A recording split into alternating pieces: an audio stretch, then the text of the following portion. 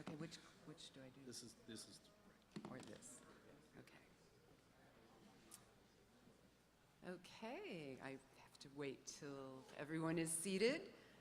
Welcome to the session on Rethinking Urban Settings. I'm Ann Balsamo. I'm a professor in the School of Communications in the Annenberg School and also in the Interactive Media Division in the School of Cinematic Arts. I'd like to begin the session just by offering a few kind of comments of context, or you might take them as a set of provocations.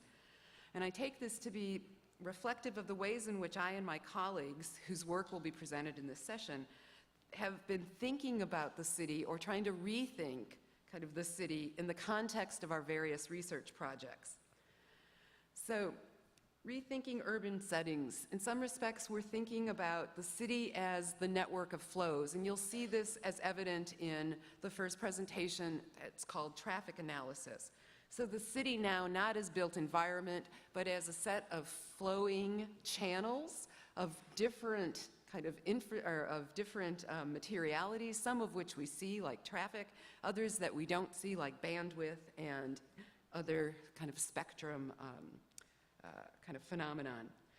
We also talk about the notion of the city as a set of situated engagements, where there is a specificity to what happens in a particular urban location that actually can't be transferred easily from one city to another. These notions of situated engagements are the things that give individual cities their particular flavor and their very unusual and very kind of precious textures. We also know that in a digital age that the city is a mediascape. It is being inundated with the proliferation of digital presentation, screens, devices, surfaces that are now increasingly competing for our attention. It is, in many respects, becoming a kind of media environment in and of itself. As a cultural scholar, I also understand the city as a cultural landscape. It is a place where culture is practiced, where culture is made, where culture gets reproduced, where culture gets contested.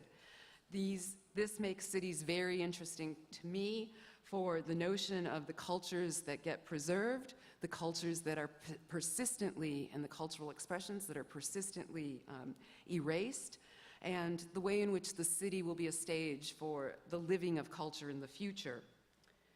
We see cities also as a practice space, a place where habits happen and where things are made easier or not so easy. We see the city as a place where some basic conveniences like paid toilets, or how about free toilets, or how about payphones, or how about information kiosks become more or less available as the city itself gets more privatized and people become habituated to not having the city as their public space.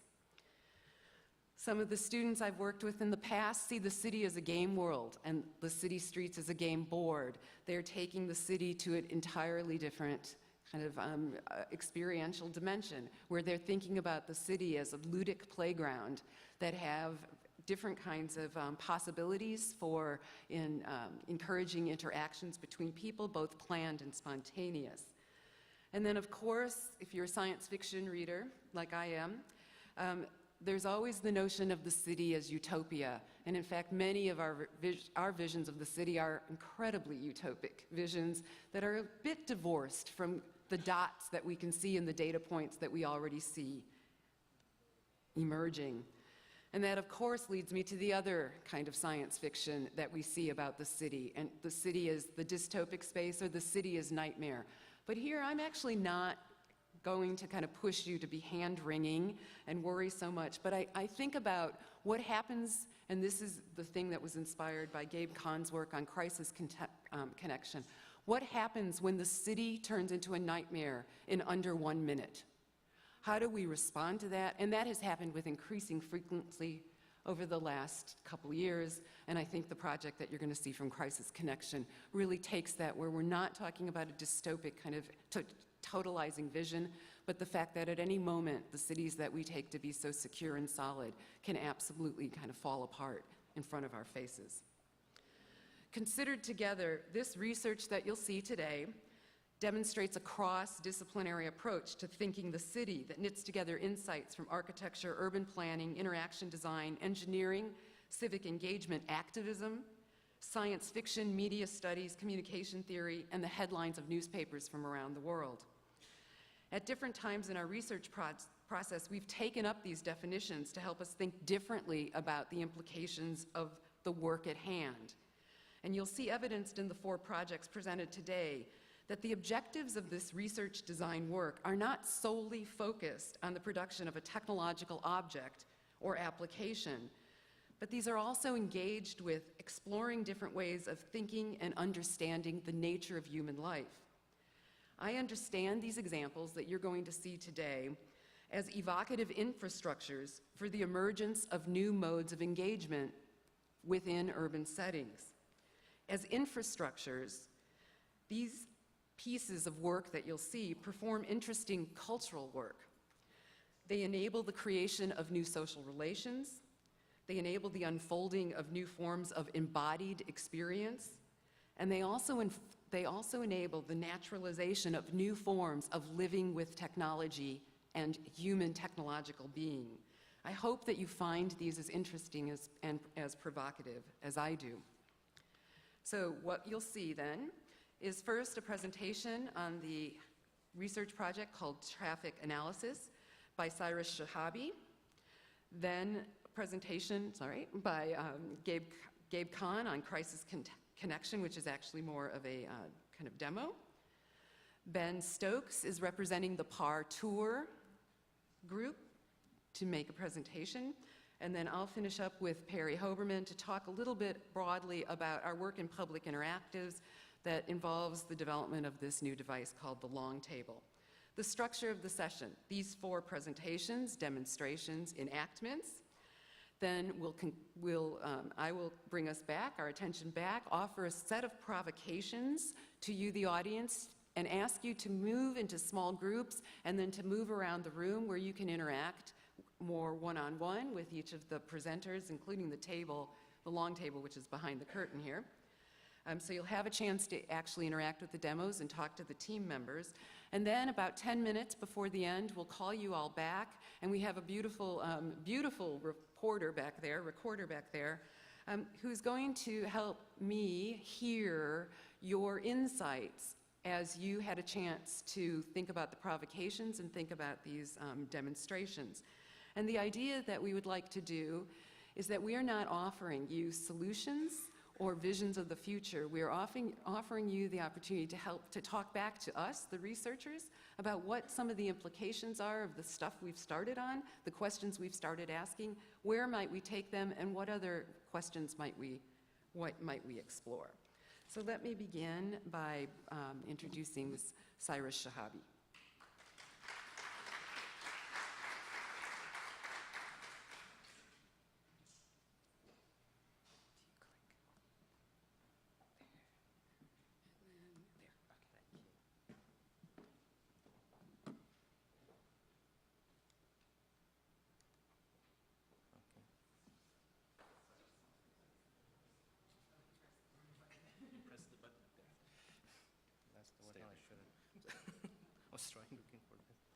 All right, thank you very much. I'm Cyrus Shahabi, but as you see, this project has many other participants, and you're going to talk to them. They're all here. I want to start a little bit by introducing myself and the center that I'm affiliated with. This is IMSC, Integrated Media Systems Center, which is at USC. If you're familiar with NSF ERC program or Engineering Research Centers, IMSC is an NSF ERC that started in '96, and actually the founding director of the center was Max Nikias, who is now the president of USC. And then it basically, by 2007, we exhausted all the funding from NSF. That's the maximum funding we could get. So in 2010, there was a new team that trying to move the center to a sustainability. I had the opportunity to direct that team, And similar to AIL, we collaborate with many schools within the university, in particular Annenberg, and this project. So I'm going to show you a 2-minute video first. And there are 3 reasons for this. One is that it gives you an overview of the projects and the vision of IMSC, but more importantly, I think it's very consistent with the theme of this session, which is rethinking urban settings. So you'll see that a lot of these projects, and in particular the vision of IMSC, is very much in sync. And the 3rd reason is to shamelessly advertise our center, of course.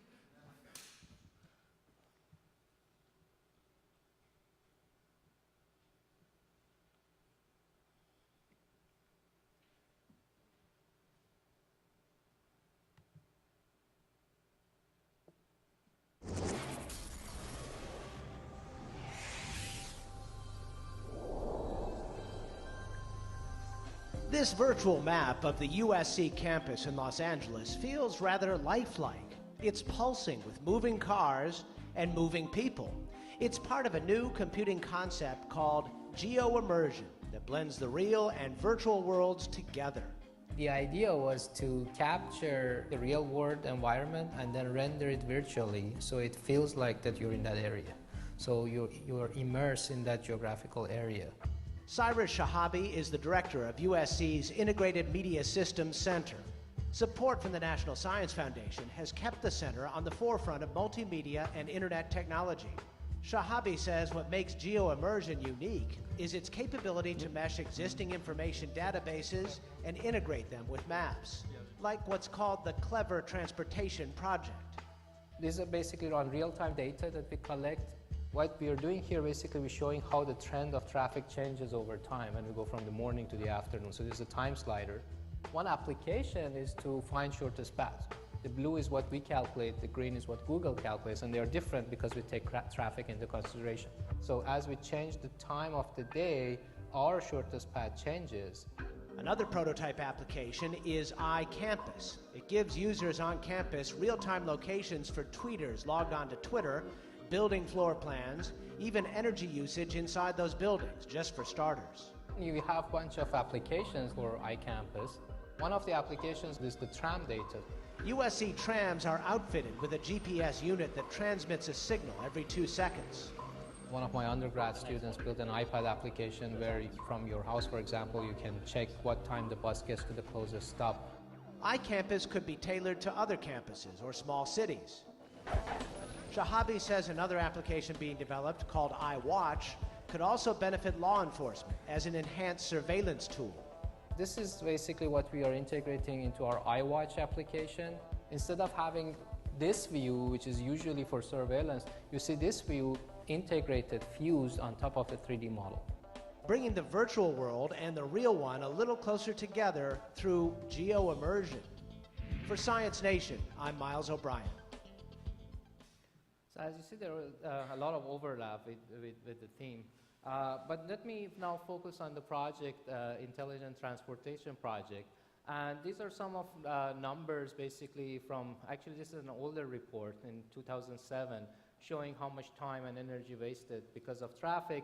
And then there was this article in Time magazine more recently that even showed specific amount of time wasted in different cities. I was surprised that there are worse cities than Los Angeles as far as traffic goes. So that was, in a sense, good news.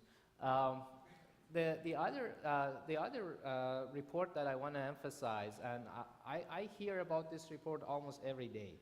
This is the McKinsey Big Data report, and everybody's talking about big data. And I've seen people use this report to motivate their work from bioinformatics to astronomy. But I think it's definitely for us, it's a good way of motivating the work we are doing, because if you look at the report, these 2 sentences actually stand out. One is that it says the location data going to save $600 billion annually in 2020. And then it also says that the biggest single consumer benefit is basically finding these best ways to go from point A to point B tapping into real-time traffic and weather data. So this is actually the best motivation I can see to say why we're looking at this problem and why this is an important problem. So that said, let me now even be more specific and say what the project is about. So this is a project sponsored by Intel through AIL. And the idea was Intel had this coprocessor, they call it Viewmont, and it basically had this computer vision algorithm implemented in the hardware. So it can be done very fast.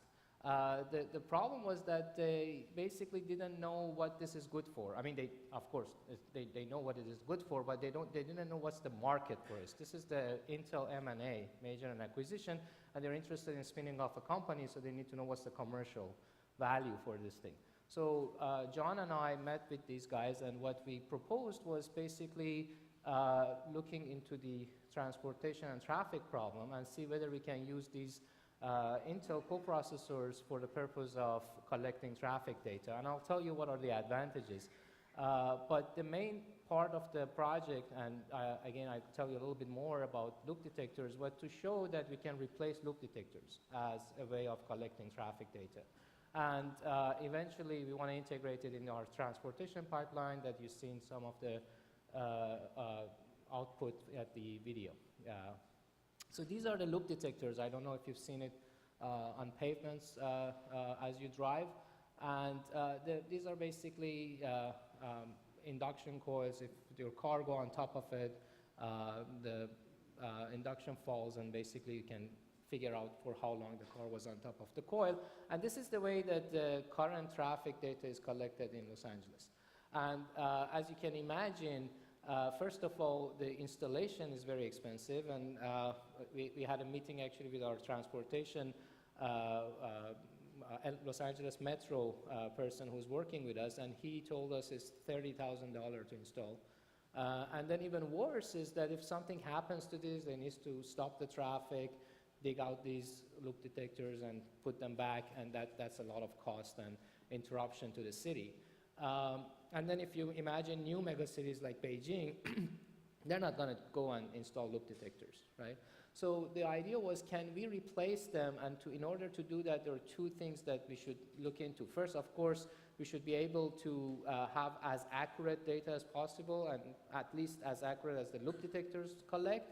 But more importantly, this is a very old market, so to penetrate that, we cannot just go and say, hey, you need to go and get rid of everything you have and just use our stuff. We should be as compatible as possible to the loop detectors, and I'm going to show you how we achieve that. And then there are some extra goodies that once you have camera, you can get some other stuff that you cannot get with loop detectors. You can classify cars, you can figure out how much they weigh and things like that. So at this point, these are my backup slides. I want to show the demo live, and if that doesn't work, we can always click on the YouTube video. But here is when people in the back supposed to switch and put the live demo, so I can show you what exactly we do. Oh, here we go. So I guess, and this is my student in the back actually doing stuff, so this is not a video. So it might break. So he's showing you the current CCTV camera. This is the data we get from Los Angeles Metro. At IMSC, we have a different project, and because of that project, we get these videos. And this is not the camera that we installed. This is the camera already there, and generates basically this for the LA Metro. We also collect loop detector data. We collect GPS from transit and so on. So it's basically about terabytes of data a day. So I think at this point now he's going to go and, yeah, so he basically showing you that you mark this area almost for each camera you need to do this part manually, and this is kind of mimicking the loop detector. So you have an enter and an exit area. So as the car move in, they enter this area and they exit, you can count them, right? So this is the way we want to do this, to be as close to loop detectors as possible and the data be comparable. Now he's going to actually go and to to prove to you that this is real stuff, we show you some C code here. And then this is the GUI that he has, and once you start the process, it's basically go and process one live stream. Of course, this is a demo, so we didn't have a live stream, so we basically use a stored video for the purpose of this demo to do the process, but this can be just a camera that you start the process real time. And that's the good part with the Intel coprocessor, because you can do this real time and you can do it accurately. Without that, you couldn't do that. And you can actually move the chip all the way to the camera eventually if the company works. So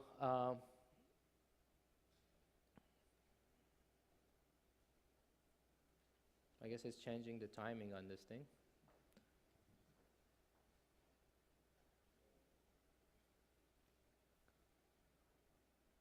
So here is basically now the system running. What you see, this is the one that we already marked. So you have the in and out. And now what we do basically, we subtract subsequent frames. As a result, whatever is not moving become background, and everything that is moving, you have it separately. So basically this plus this would generate that, right? And here you only focus on the things that are moving, and you can count them.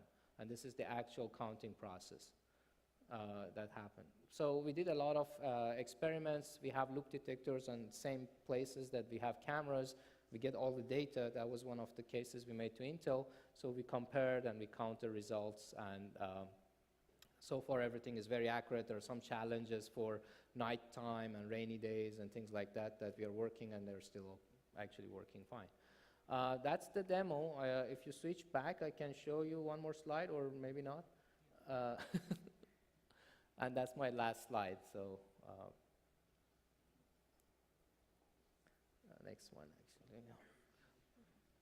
I can do it. All right, so this is basically,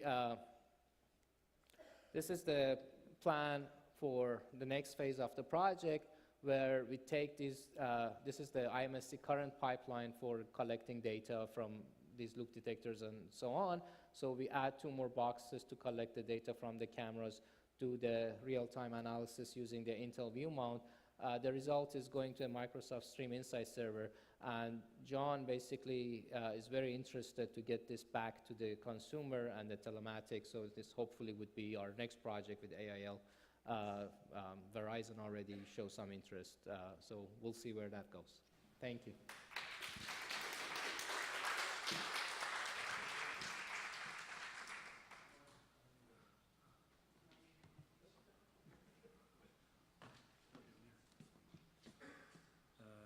You can't kill that. All right. And do I have to go re-log on the email again, or? Oh, yeah, you will. And let's go call Jake. We already got Jake. You already got Jake? Oh, wonderful. Okay. Okay, good. Just hit refresh there. Where's refresh? Over there. Up there. Oh. Okay, let me just log this in here, and then we'll do it. Okay. We'll do this later. Okay. All right. Hi, everybody. I'm Gabriel Kahn. I'm a professor at the Annenberg School, and I run the Future of Journalism program at the Annenberg Innovation Lab. But not too long ago, I was the Los Angeles bureau chief for a New York-based newspaper.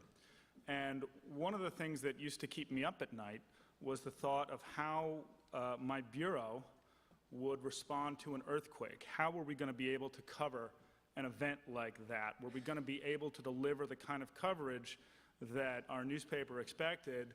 Were we going to be able to do that quickly? Were we going to be able to do it accurately? Did we have enough people? Did we have enough reporters to cover an event that would be unfolding over such a vast area? But when I got to Annenberg, I realized that I had been looking at the problem in the wrong way. We didn't need more reporters there. What we really needed was a tool that was going to allow us to turn ordinary citizens into reporters. And so that's kind of what we set out to do with this project. We wanted to create a platform that would allow for the easy and open flow of crucial information at the precise moment when it's most needed. You can kind of think of this as maybe, your Twitter when all hell breaks loose. And so we built this system to try to respond to some of the issues that emerge in a crisis situation. And let me just give you a quick little kind of idea about the kind of functionality that we've tried to design. So a year ago, we had the very tragic earthquake in Sendai, Japan, which displaced tens of thousands of people. So one of the things that we've tried to do is make it easy for people to check in with people to communicate their status, but also their location if they've been displaced. Also, not too long ago, we had the lethal tornado in Joplin, Missouri, which required basically coordinating a whole bunch of volunteer efforts. And so we try to sort of make that part of our platform as well, that you can coordinate citizen involvement. And lastly, in Minot, North Dakota, which suffered from flooding, the very quick responses from neighbors who were able to share things like trucks and sandbags and things like that helped save both lives and property. So we also wanted to make sure that people could offer up resources that would be needed in these crucial moments. So before I explain exactly how it works, I want to thank the people who actually built it. And this is our very talented and dedicated development team, some of whom are sitting here, some of whom are going to participate in a live demo in a moment. They come from 5 different countries, and they represent 3 different schools here at USC, and they've really been fantastic. I also want to thank our partners in this, the Homeland Security Advisory Council and Ira Reiner, who's here today, who have sort of supported us and given us guidance from the get-go. So let me explain just a little bit how it works. Here's the website. It exists as both a website and as an app on a smartphone. And when people come to Crisis Connection, they can do a variety of things. The first thing that they can do is share information about what they're seeing, okay? Whether it's a wildfire or perhaps a chemical spill on a highway or something like that. They can click on this, and you can do this on your app as well. You can click on this, and you're able to fill out a simple report that allows you to describe what you've seen. You can include an image or even a short video, and you fill that out, and then you submit it, and it's automatically geolocated, so it pinpoints your location on a map, so other people can see exactly what you've just seen and what you've just shared. So in some cases, you could be recording sort of a call for help. In others, you might just want to sort of report, for example, that let's say an intersection has been blocked by a fallen telephone pole here. Let's see if I can share this one. So this is just a sample incident here. If my mouse is going to come back. Down telephone poles, and you can click on this, and up pops the image, and you can see here it says the storm knocked down all these power lines, no traffic is getting through. You also might want to use this to, let's say, after an earthquake, share details about the kind of building damage that's being sustained here. So here's another example. Here's what happened, to our building after the quake. Nobody's hurt, but we're not going back inside. So this is kind of really crucial and important information that needs to be shared in a crisis. And the other thing that is important to understand here is that if in moments after a calamity, if we can get hundreds of reports filed up onto the map, we can very quickly get a more sophisticated understanding about how a complex situation is playing out on the ground. And this is of course useful to news organizations who need to understand where damage might be concentrated most, how people have been affected. It's crucial for emergency responders who need to know where to send scarce resources like an ambulance or a fire truck. And of course, it's also available to ordinary citizens who can use this information to make decisions about their own safety.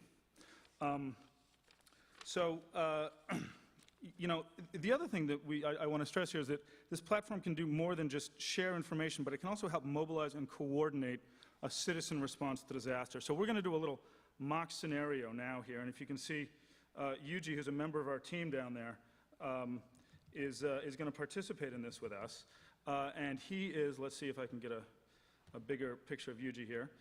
He is on campus nearby, and we're talking to him via Skype. He's walking past something, and he smells some noxious fumes. And you can see we've been working with him with the Actor Studio on this. And so he pulls out his Crisis Connection app, and he worries that there might be a gas leak nearby that might be coming from some tanks. And let's see if we can get those tanks in the shot, too. So he pulls out his app, takes a picture of the tank that he fears are leaking, and then files a quick little report about what he's just seen. And he's going to give us a thumbs up, I hope, here, when he has filed that report. Okay. That's a thumbs up. Good. Okay, so now that should be up on our map. And I'm just going to refresh here for a second to make sure it is. And there we go. So now we should be able to see the report that he just filed. Okay, so there it is on the map, I think. All right, almost. Smelling noxious fumes. Okay, and let's see what he's recorded here. Okay, so here's a photograph of the gas tank, and it says here, you know, smells something awful, eyes stinging, must be some leak from these tanks. So, you know, here he's been able to sort of send up, you know, crucial information in real time and share it with a larger community. But we want to make sure that we can do more than this. And here's where Crisis Connection tries to sort of take the next step. We don't want to just share information, but we want people to be able to act on that information as well. And because these are, again, the moments when people are most motivated to help out and lend a hand. And we want to be able to harness that energy and make sure that we can connect people so that they can assist one another in these moments. And if we can lower the barriers to entry for getting ordinary citizens involved, then we have the potential to create, you know, faster response times and connect the right resources with the right needs. So to this, we're going to go to another member of our team here, Han Wang, who also has the Crisis Connection app, and he's nearby, and he's received an alert on his phone that there's an incident that's been posted that's near him. So he gets out his app, and he looks at what Yuji has posted, and what he's going to see here, you're going to see that he's going to look at that, and he's going to see what he's talking about, and he's going to say, hey, I can help this. He's going to click on this I can help button. He says, I've got a survival kit, you know, which has an eye wash station or other things that could be crucial in the case of a gas leak. So he is going to take a picture of his resource, and he's then going to file a report that is automatically linked to the incident that he's responding to. Oh, he's filed it. Okay, so now let's just refresh this for a moment. And so then we'll see his incident right down here, hazmat suit. He's got a hazmat suit, okay? And so he can basically take a picture of what he's got offered up, and now these two things are connected. So we've been able to, you know, record information and share it, and then we've been able to, you know, find a resource that can respond to that particular situation. And so you can see how this might be of use. You know, if, for example, after a tornado, if you need to organize a search and rescue team that needs to scour a particular city block, they can then, of course, record the fact for everyone to see that, you know, we have looked and searched this block. So another volunteer team that has spontaneously organized through Crisis Connection could know that, and they could go search and scour another block, so they don't have to double up on each other's work, for example. And the other thing I want to stress is that you don't need an incident in order to offer up help. So in, you know, a situation after a heavy storm, for example, a construction foreman could say, hey, you know, we've got a bulldozer here that can move debris from blocked intersections. Does anybody need it? You know, people can volunteer help without there being a, you know, a specific request for that as well. So, but of course, that's not the only thing people need to do in a crisis. They also need to connect with their social networks and let them know that they're okay. And so we've provided for that too, and this is also unfolding in our scenario here. So we can go back to our gang. There we are with Yuji. He's now been able to connect with Han Wang. There they are. He's got the hazmat suit going. Okay, great. Now he wants to. Here, okay. we've saved a life already, and now Yuji is going to try to tell his network that he's okay, because at this point, people have seen his initial report. News organizations are starting to report on that. Phones are ringing. People are asking, are you okay, et cetera. Maybe the cell phone network is getting overtaxed. So he's going to send basically a message that could connect either with all of his Facebook contacts, all of his LinkedIn contacts, or a predetermined set of emails. And it's going to let them know either that he's okay or not okay, and where he is. And so now he's going to do that. Now I'm going to have to, of course, log in on my email here, and hopefully that has come through. Okay, there we go. Okay, so I am okay, and we see the note from him, and then if I click on this link that's included in this, it takes me exactly to, if I can do this here, okay. It takes me to a map that explains to me exactly where his location is. So now we've obviated the need for a lot of phone traffic and things like that. So that's how crisis connection works. You know, and I also want to stress that there's a lot of different ways in which this can be deployed. In fact, we're discussing right now with one of the lab partners, EPB, which is a very sophisticated electricity utility based in Chattanooga. I only wish they were based in Los Angeles, about how to deploy this so that their customers can communicate where there might be a down power line. And that way they could get a truck to that particular spot rather than having to drive a truck over a 30-mile road, and they can get power back up much more quickly and reduce outage hours. But really here, in doing this, we think that we're kind of entering into the next frontier of disaster response, one in which ordinary citizens take more responsibility for helping each other. And we also think that we can create more transparency and accountability for disaster response in general through this. And hopefully we can empower communities and help communities connect with each other and live safer lives. So that's what we're hoping to do. So thank you very much.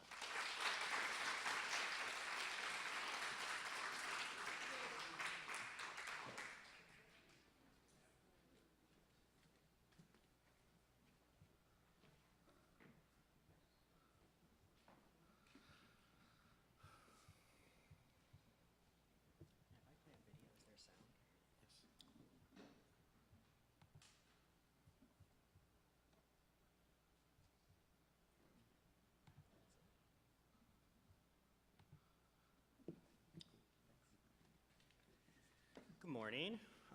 I'm here talking about a project called Partour, and Partour uses everyday technology, everyday cell phones, trying to connect us back to the physical environment, to our streets, and to our community, both to make maps, to build data, and ultimately to make arguments and come together as communities in a kind of civic discourse. So I wanted to start with an image that I think is provocative, especially in Los Angeles. We asked the question, how do you change the way people look at their city and collectively rethink its future? How many people here have heard of Ciclavia? I'm just curious. Oh, nice. So that's probably half the folks here. It's getting a lot of press here in Los Angeles. It's happened a couple times in the past few years, and it shuts down about 10 miles of city streets, Los Angeles city streets, main streets, right through downtown. Gets 100,000 people out on these streets doing things without their cars, things with bikes, but it's not just bikes, it's also walking, pushing strollers, and it turns the streets into a kind of carnival-like festival. And what's interesting about this to us is that this in some ways is a reimagining of public space, even of using the streets as park space to ask what could we be doing, how could our city be different? And Los Angeles, as you probably know, has a massive public transit infrastructure, and at the same time has a real struggle with how all of us get around. There's so much time in cars and traffic, and if you try to bike, it can sometimes feel like a real battle in this city. So we're interested in how can we reimagine the future? How do we take what we have now and engage everyday people in trying to imagine the future, document the present, and also push toward that future?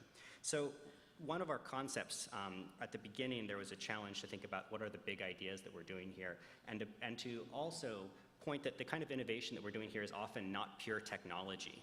It's not always about inventing another database or product or app even, and sometimes it's more about the social practice and how it connects to technology. One of our things that we're really interested in is the notion of radical accessibility. So for us, the term radical accessibility is, what does it mean for people, everyday people, to use their own technology rather than inventing something new? And you'll see in this project that what we try to do is not to require smartphones, but to use basic everyday camera phones. So just as another quick poll, how many people have on them a phone with some pictures that they have taken? Kind of curious. That's almost everybody. Great, because we're going to put those to use. We actually want to engage in a little bit of a participatory design research project here today to show you some of what we do. The second thing that I want to talk about is our big idea that we're investigating, and in some ways I would call our methodology design research. We have some big ideas, some big questions, and we build and we test and we see what comes out of that. And sometimes it's technology, sometimes it's also what we might call social recipes or templates that we can scale in the civil sector. So the second big idea is an idea that's a kind of civic engagement. We're calling this situated engagement. And this is civic engagement that's tied to specific streets, specific places, that's tied to specific communities and place-based groups doing work. So one way of describing this is that we harness mobile technologies to create structures for civic participation woven in the urban fabric. And it's both work and play. And that playfulness that Anne was talking about earlier is something that we're coming back to here. Here are 5 what we might call design principles. And for those of you that have not done a huge amount of work with design, I think it's useful to know that one of the outcomes from research can sometimes be design principles that can be then adopted in different sites. And so these are 5 design principles that we are actively investigating as part of this framework of situated engagement. The first is micro-local. Often we talk about regional economies. We're often talking about things like clustering at the city level. Well, increasingly our cities are so large that we might want to go even smaller than that. We're interested in the micro-local, in the hyper-local, in the block. Second principle, experience live together. A lot of the civic digital work is individuals reporting things that might be connected to another individual later or may be connected to a government or a database. For us, the missing piece there is the group. Where's the collective? And the collective face-to-face experience, we think, is maybe a core part of civic engagement that needs to be continued. Third, invites participation. This ties a little into the participatory culture discussion that's in the next room, but we're interested in always giving people a chance to participate, but that must be meaningful participation, which is the term that game designers often use when they're thinking about the kind of choices we're giving people.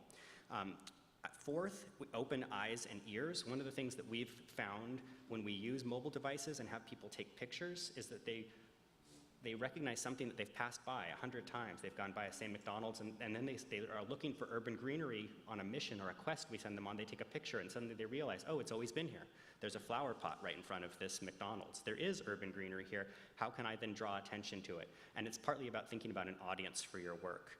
When you take a picture, you think about who's going to see it later. And that changes the space you're already in. And last, toward justice. And this is, for us, is important partly because we're interested in engagement as much as we're interested in data. And often, when there's a notion of justice as part of it, it makes the participation meaningful for people. So what I wanted to show is that the scale can also vary hugely with this same basic set of design principles. Contrast what I showed you earlier, that picture of the city streets, 100,000 people, with a ride we did with about 70 people, and it ended up at the Watts Towers, which you can see in the background here. How many people have been to the Watts Towers?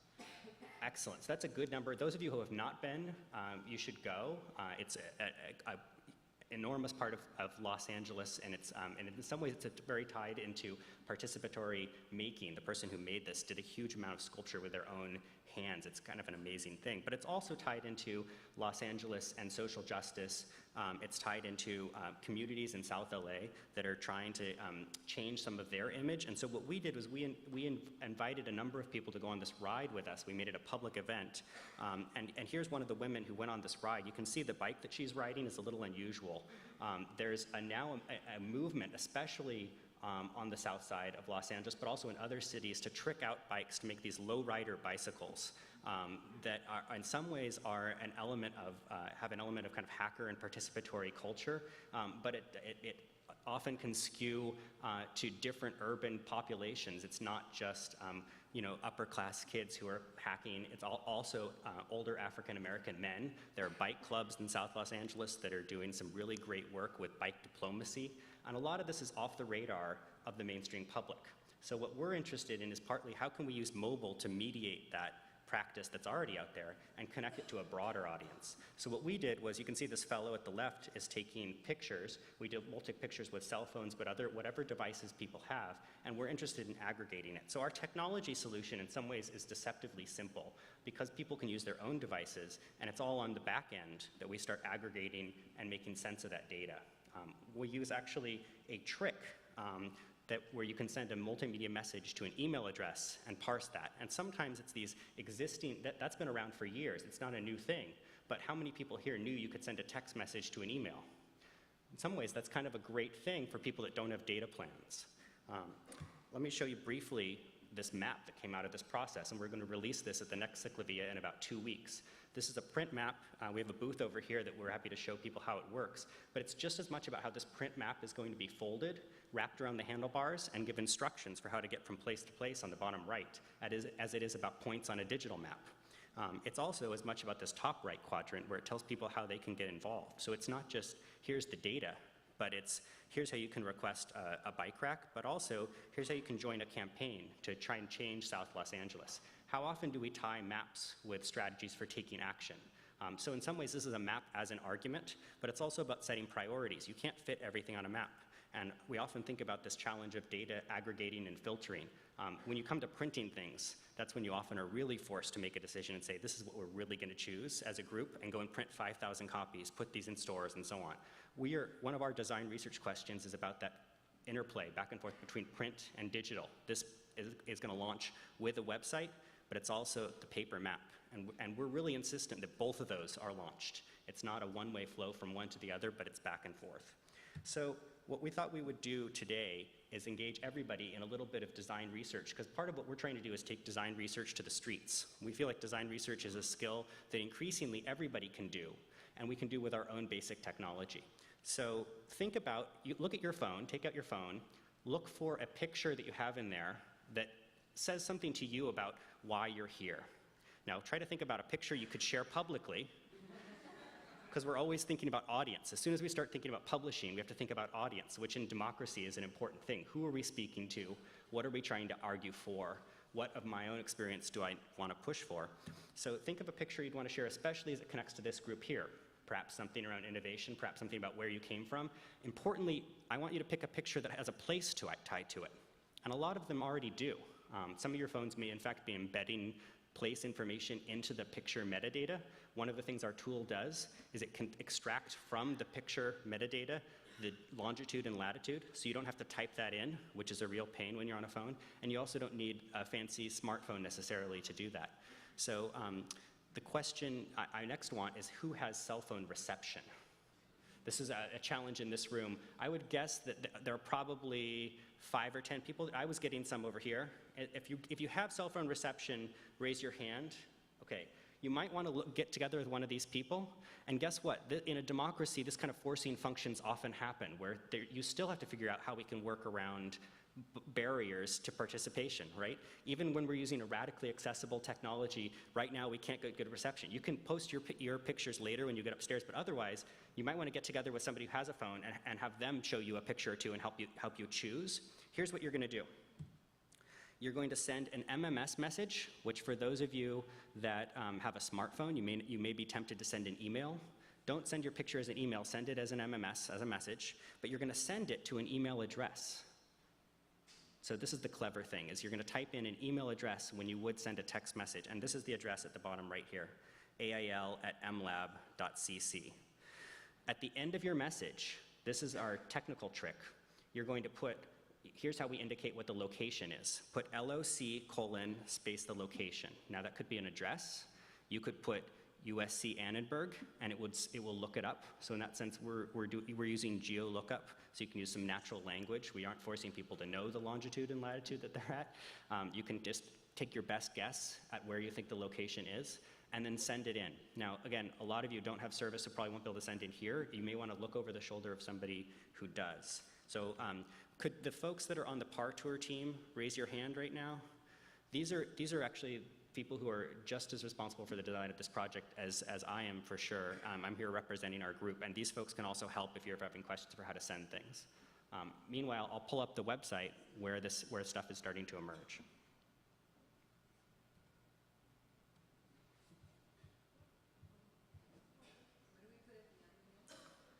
Oh, I have to go back. That's right, we only have one screen. You send it to the AIL@mlab.cc, and at the end of your message, you put in LOC:, and anything after that LOC:, short for location, it will treat as a geocode, something it should try and geocode. Same as if you went to Google Maps.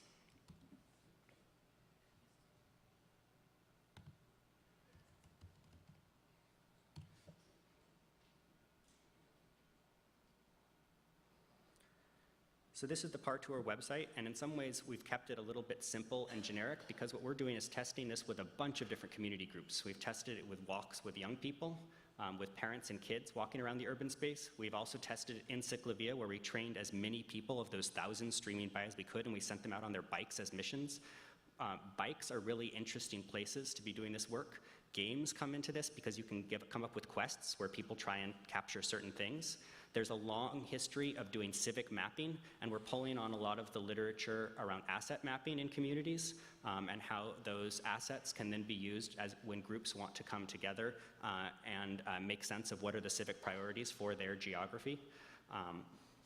Okay, if anyone goes to our website, for those of you that are on the internet, you can also see this yourself, partour.net. And the first link will show you some from our photo stream.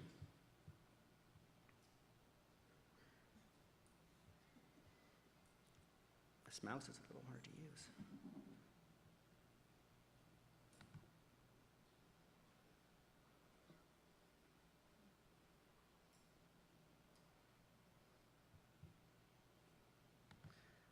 Nice, somebody sent in an Instagram link. Here's one, oh, here's a bus that was sent in. So bus 200 was quiet this morning on my commute to the Innovation Summit.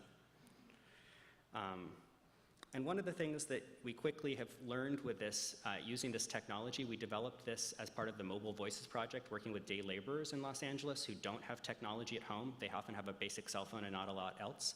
One of the things we've learned is that you often have to think a lot about privacy in public spaces. So does somebody want their picture on the internet geocoded? Do they want their name used? Would they rather just have their first name? When we were working a lot with people who are undocumented, they would have their hands in the picture perhaps, but perhaps not their faces. So there are different ways to show and represent ourselves through this technology. Nice. You can also take pictures of the digital and have kind of a circle going back from where the digital shows up as an analog, kind of a picture you've taken of it. So let me go back and show you one last thing on this, which is there's this live map that then shows up as well. And this is the kind of thing that we're trying to teach people. One of the things you may not have known is that if you put in the Google Maps search bar a geo-RSS coded feed, Google Maps will map it for you. And this is the kind of technology discovery that we love because it doesn't require a nonprofit that has little tech capacity to install a technology or build a custom website. This is the straight Google Maps interface, but it's already mapping live the things that people are sending in right now. So here's something that somebody just sent from Santa Monica. I'm not sure what it is. This was the Instagram picture. I'm kind of curious what it is. We can click on the link. Oh, they Instagrammed two here.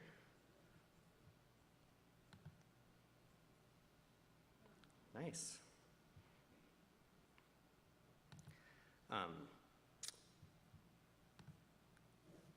We do try to push beyond the notion of points on a map. A lot of the digital, what you see is pins on a map. One of the things that we then explore next is our typical process is to bring people together and try to make priorities. So we print out the pictures that people have taken, and we lay them out on a big map on a workshop the week after, and we start asking, what are the priorities? What does this represent? How can we cluster? And in work that we're going to try and do this spring, the kind of next step for this process is we're starting to work with different city council districts here in Los Angeles to try and talk about how does this give voice to citizens in a different way. If you think about your usual city council meeting, Wednesday, Thursday night, it's in some ways detached from the streets. This is the opposite of the situated engagement that we're talking about. How do you make policy from the streets if all you have is a few pictures? What would it mean instead to go on a tour through those streets that's a little bit more participatory in a way that tours often aren't? If it's a tour where the people who are the city council members are taking pictures alongside residents from that space, what does it mean then to come together and try to set some priorities using pictures that you've taken yourself, and then produce a print map that can be distributed, lead back to a website, and start these cycles of discussion that make visible some of the neat participatory cultures that are already happening, whether it's around bicycling, whether it's around people that are policy geeks and like to think about planning and like to think about infrastructure, or whether it's everyday people who are riding home on the bus and want to share a little of their experience and become part of that discourse as well. So look forward to talking with you more about Partour and some of these concepts later. Thank you.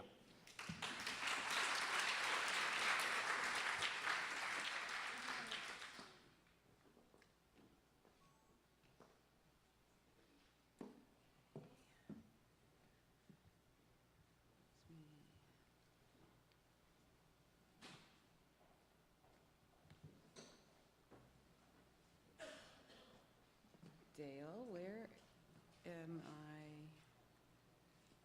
Where's my video? And where's my PowerPoint? Where's anything? Okay, I'm going to go back and start talking about Partour now. Dale just happened to step out right in this very moment. Let's see. Yes, would you? Thank you. Okay, I think we got it. Okay. I'm still looking for a video, though. If you could ask him where he hid our video. Okay. I have the opportunity to talk about an area of research that we were working on all year. Research that involves a number of people who are on the team and they're in the audience and so on, as well as my colleague, Perry Hoberman. We're going to hand it off at some point.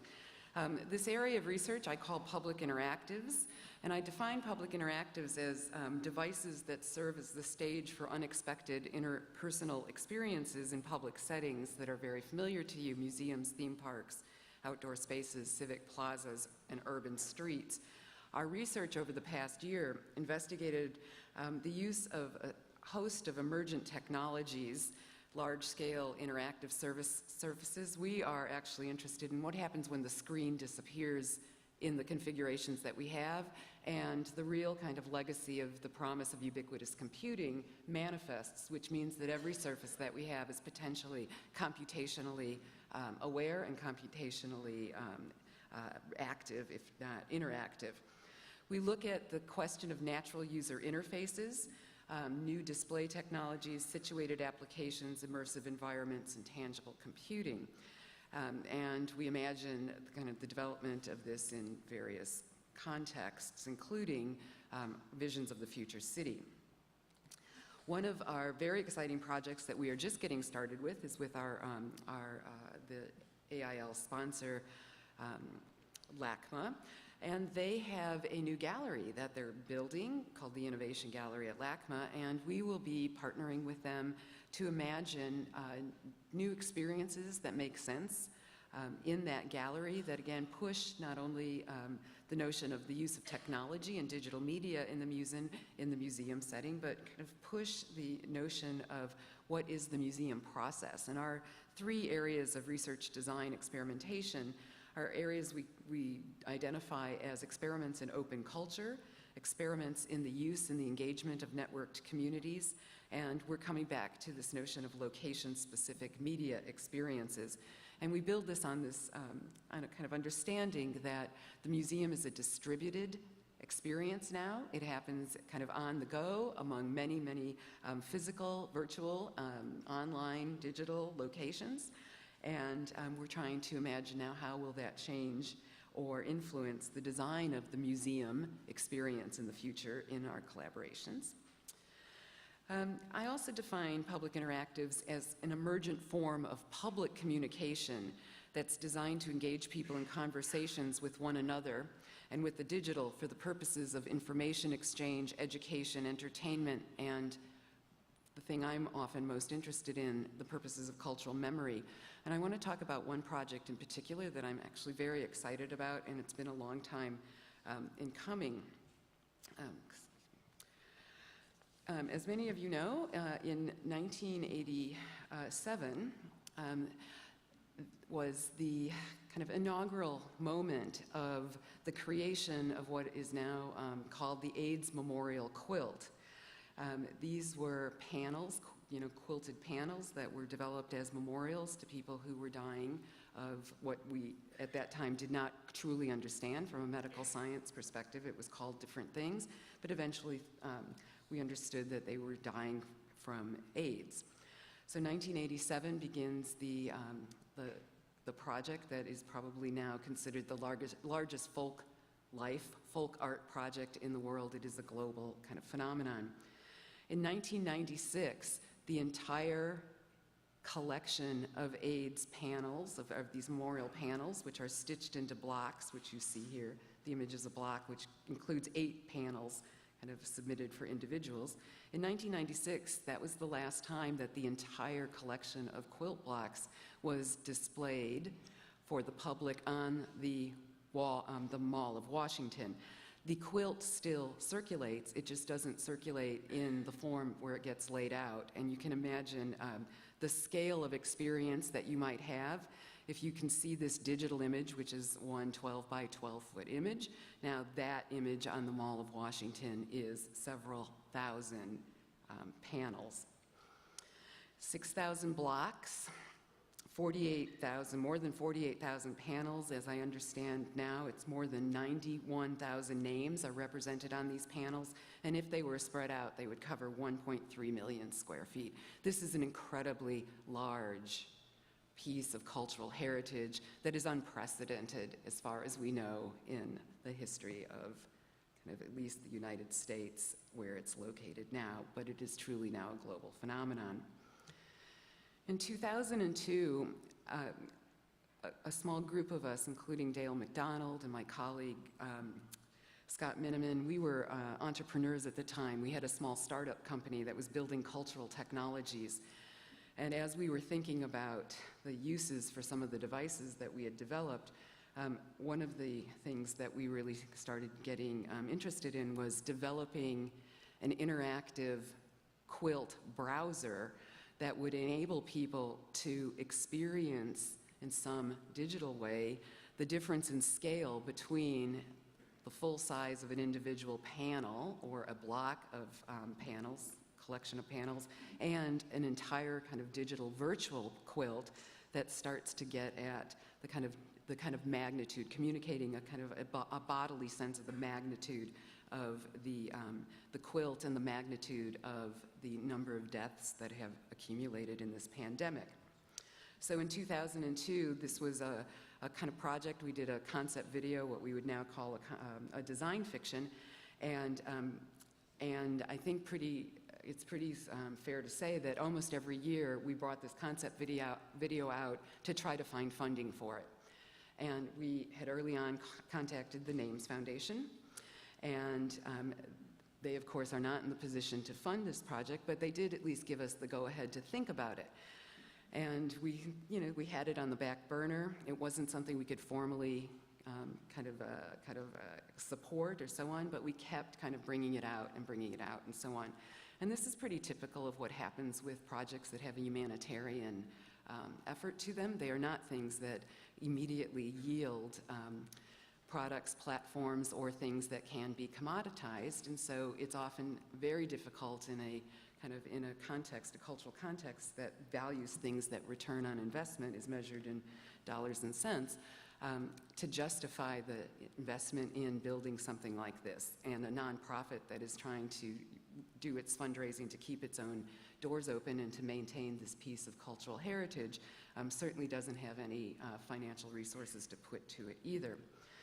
But I'm happy to say that kind of after my book was finished, I had a little bit of time to be a bit more aggressive about finding funding. But it was also not just being aggressive, it was also a shift in culture, and especially a shift at culture at the National Endowment of the Humanities.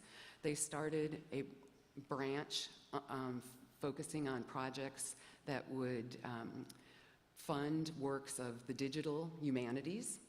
So I proposed the project, and last year got one of their small digital startup grants that was going to give us the first couple tens of thousands of dollars, $20,000, to actually go to the NAMES Foundation, make this collaborative project more real, and to start working with the image database and the metadatabase. So right now, this is what we have. We have 6,000 images of blocks. Now, keep in mind, in 1987, when the first panels came in, there were no digital cameras. And so the photographs, the archival photographs, are as high resolution as they had, but they were created with analog cameras.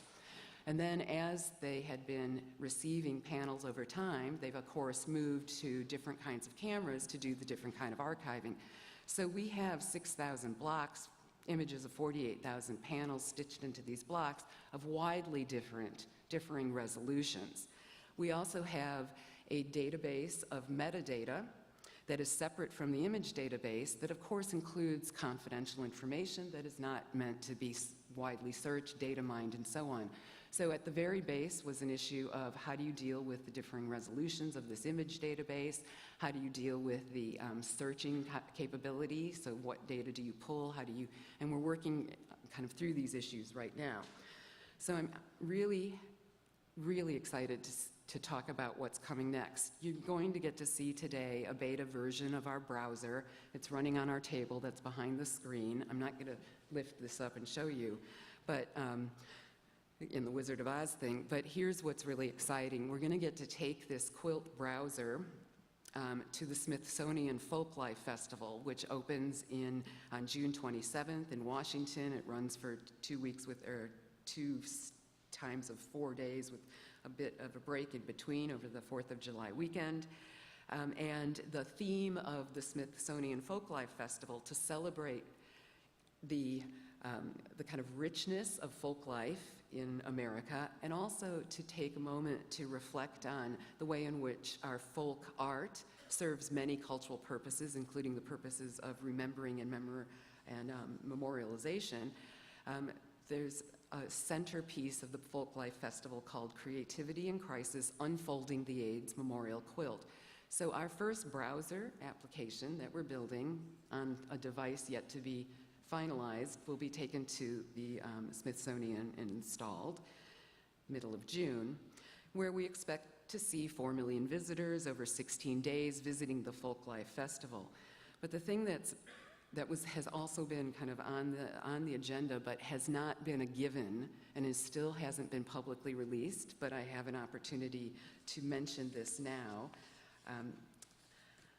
So Roddy Williams is with us today. Roddy is the Director of Operations from the NAMES Foundation, and he was the one today who just gave me confirmation that indeed the entire quilt is going to be laid out in some section, again, on the Mall of Washington, as well as displayed in 50 other locations throughout Washington as part of the AIDS 2012 International Conference, which is the first international AIDS conference that's happened in the U.S. in a decade. So what we are likely to encounter again is the incredible opportunity to see this, again, piece of cultural heritage kind of on display in various settings, but in a most powerful way laid out on the Mall of Washington. And so actually John Taplin has given me permission to make a pitch. We have not been able to move forward on this because the grant money that we had was very limited, and we spent pretty much most of it just working through the original problems with the database. We have the prototype running. And because the NAMES Foundation themselves wasn't willing to make a formal commitment and a public commitment, and in fact isn't even going to announce this until next week, we haven't been able to go forward to try to get the sponsors that we need to do the companion piece we need. So we're looking for and would appreciate any introductions to philanthropic channels of your organizations for support to develop what is most obvious, the mobile browsing application that would allow people to walk among the quilt panels, not only on the mall, but the 50 venues, and to not only be able to browse, get whatever appropriate metadata is available, but would also allow people to leave memorial statements and their memorial responses to these panels at the moment that they're thinking that they're having the impact of seeing this piece. We call this, this is a work of kind of the creation of moments of public intimacy in the service of kind of cultural remembering. John said I could mention it again if you have any kind of contacts and so on. This is my project between now and the time we have to ship everything to Washington. So we have a very short period of time.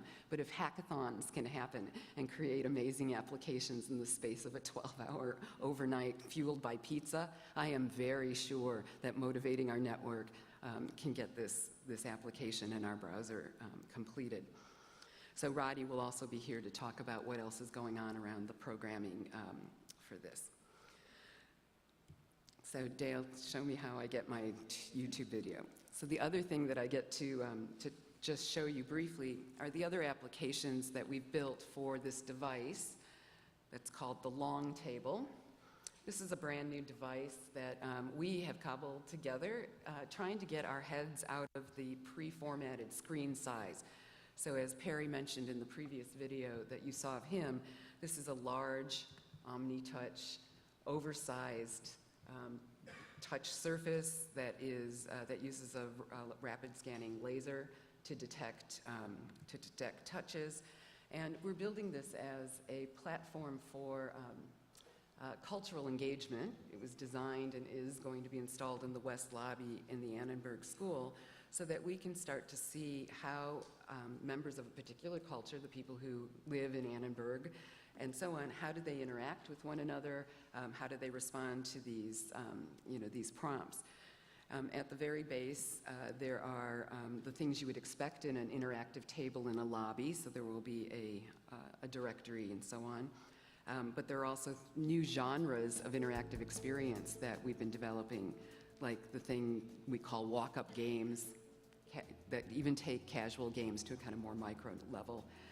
Right now, because we've had this surface, we've been prototyping the AIDS browser, the Quilt browser on it, but this is not the surface that we will take for the Smithsonian display. So this just gives you a bit of a kind of dynamism of what the interaction is. One of the other things that we're lobbying is the bookcase is filled with these books by my esteemed colleagues in the Annenberg School, but no one can see what the books are about because they're behind glass doors. And so we're trying to, so we've worked on an application for the virtual bookcase so that people could actually see what people write instead of seeing them as dead tree projects that are returning to dust even as they're sitting behind glass. Here's my research team for this year, and they'll all be up here to talk about their projects. It's been a great year. Okay, so I'm going to ask Perry to talk a little bit about the applications. Long table. So Anne's pretty much set up what the table is, but the idea with it is to make something that is really an alternative to standard information kiosks, something that can go in public places, is totally accessible, but isn't about just delivering targeted, specific information to a single user, but is much more designed to encourage collaboration, connections between people, and so on. We're using a laser rangefinder that essentially can turn any surface into an interactive touch surface.